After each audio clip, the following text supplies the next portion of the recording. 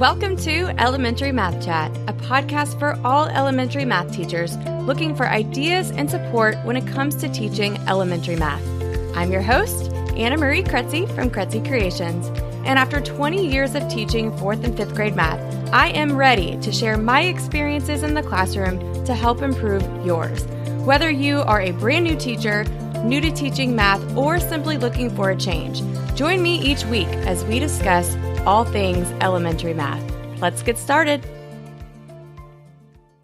Hello, and welcome to another episode of Elementary Math Chat. Today's episode is the final episode in our test prep series that we began back in the first week of March, and we have certainly covered a lot when it comes to test prep. In episode 30, we talked about what to do in the weeks leading up to testing. In episode 31, we talked about what to do the week before testing. In episode 32, we talked about how to plan a glow day for your last review day. And then today, we're going to talk about what to do on the day after testing. That can be a challenging day to plan for because test prep is no joke. You are tired with a capital T. So you should not feel guilty at all if you want to take a little break before heading into your end of the year content. And that's what today's episode is all about.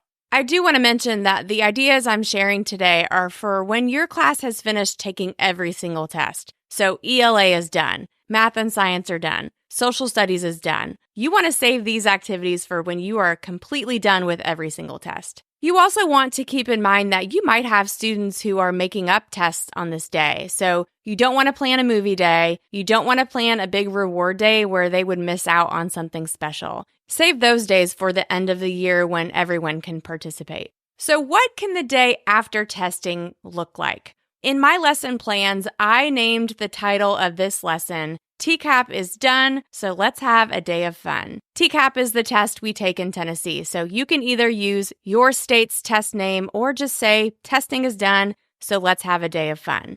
This probably doesn't surprise you, but I created a choice board for this day. I love my choice boards. And there were 5 categories of activities that they could choose from. I'll have a picture of this in the show notes if you want to see what it looks like. But it was just something really simple I created in Google Slides, and that way I could share it with them so they had a copy of any of the links that they would need. The first category on the choice board was draw, and here they could practice doing directed drawings. These are from a really kid-friendly YouTube channel called the Art for Kids Hub, and they have a lot of different videos that you can choose from. They absolutely love these, and so I gave them 6 different directed drawings that they could choose from. Things like how to draw a sloth, or how to draw ice cream, or how to draw Bruno. That was a really popular one back then. They will enjoy any video that you choose, so I will have that link in the show notes if you want to take a look. If you don't want them on the computer during this drawing station, or maybe YouTube doesn't work in your school, I know some districts will block that, then you can just let them draw. A lot of my students had their own sketchbook, and they would have loved this option too.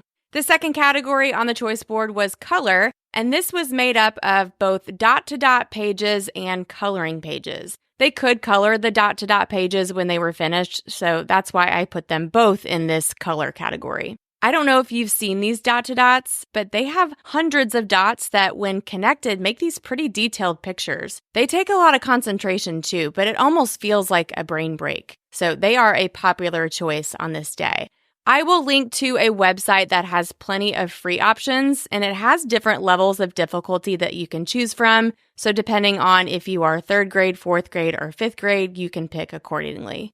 Now, for the coloring pages, we did give them certain ones to color, and I liked them because they had these positive affirmations on them, like let your light shine or choose happy, so they enjoyed coloring those. I know coloring is known to be one of those therapeutic activities for students, so I felt like this was a good option for our day of fun. If you don't have any of these coloring pages, then let them just color. They can color a picture, they can draw and color a picture. They might have a sketchbook like some of my students had, so just let them color. So the first 2 categories brought out their artistic side. The third category brought out their playful side. This category was play. And for this one, I put out a whole bunch of end-of-the-year math games. If you don't have any end-of-the-year games and you need some, I will put a couple sets in the show notes. And the best part is these are all really low prep games. You just have to print them, grab a few game pieces, and they're ready to play. So they're perfect for this day of fun.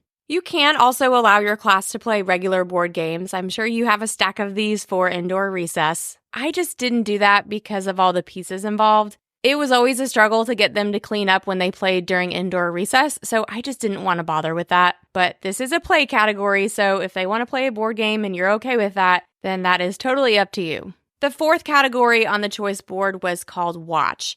And here they would find a few different Bill Nye videos to choose from. And for once, there were not any strings attached. They didn't have guided notes they had to complete. There wasn't a worksheet they had to fill out, just a video or two to enjoy. Now, I did choose episodes that aligned with our recent science topics, like energy and motion. And again, all of those videos were linked within their own copy of the Google Slides choice board.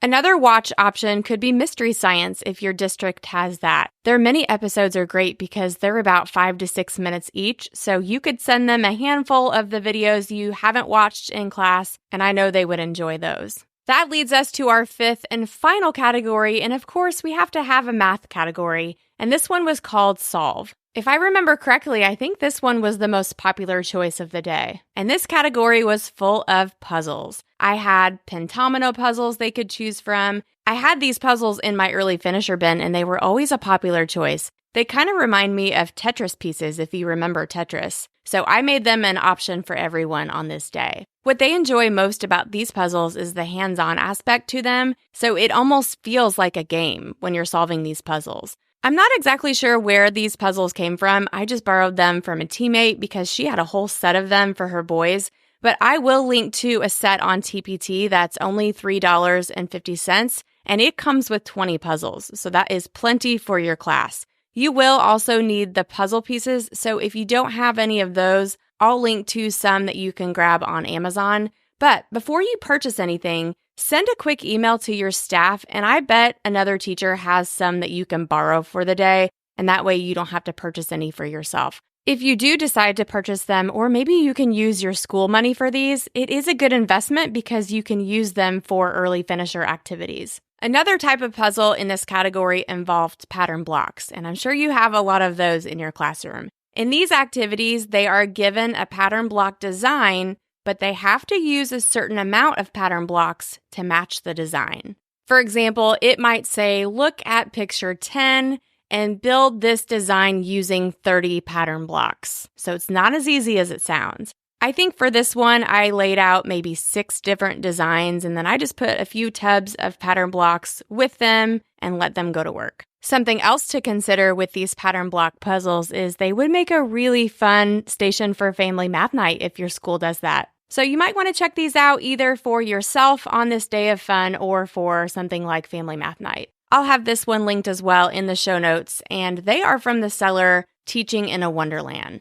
Those are the 2 puzzles I had in this category, but there are a lot of others that you can also include, like logic puzzles, crossword puzzles. If you have Marcy Cook tile puzzles, my students really enjoyed those. You can put those in there. And I would say you can even put riddles in this category. I think this is probably the easiest category to fill, so definitely make sure you have a solve on your day of fun choice board. So that is what I did on the day after testing, and it truly was exactly what we all needed. A little bit of work, a little bit of play, and a lot of freedom to do exactly what we needed to do to rest up and recover from those weeks of state testing. Let me do a quick recap of everything before we move on to today's teaching tip of the week, because I know I went through a lot in this episode. The first category was draw, and here they could choose from different directed drawing activities. The second category was color, and this one included both dot-to-dot and coloring pages. The third category was play,